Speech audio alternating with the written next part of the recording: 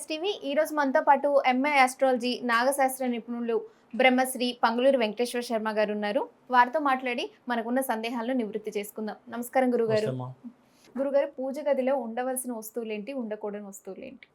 ప్రతి ఇంట్లో పూజా మందిరంలో ఖచ్చితంగా కొన్ని ద్రవ్యాలు ఉండాలి. ఏమిటయా అంటే ప్రధానంగా ఘంటానాదం కృత్వ అంటాం.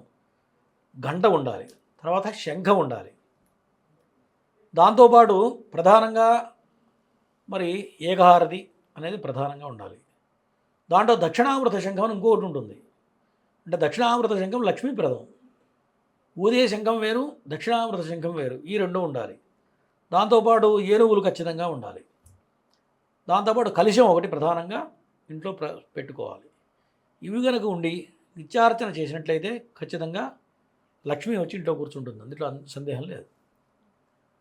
మరి ఇంట్లో ఉండకూడని వస్తువులు అనుకున్నాం. ఏమేమి ఉండకూడదంటే ఎప్పుడో చినిగిపోయిన పటాలు, ఎండిపోయిన పూలు. కొంతమంది ఏం చేస్తుంటారంటే మందిరం శుభ్రం చేయరు.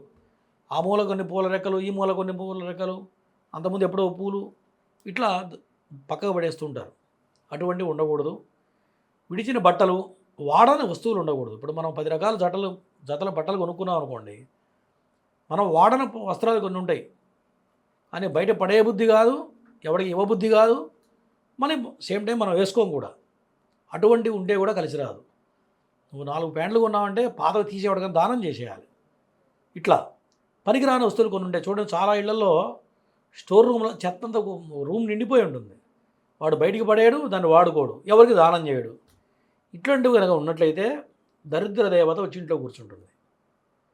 అట్లాగే అసలు సంధ్య వేళ తినకూడదు.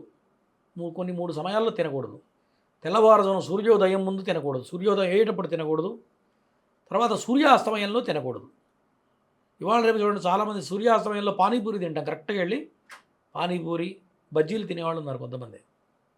ఆ సమయంలో సంధికాలంలో తినకూడదు. సంధికాలం ఎప్పుడైనా అంటే సూర్యాస్తమయం, అంటే ఎండాకాలం అయితే కొద్దిగా లేట్ అవుతూ ఉంటుంది.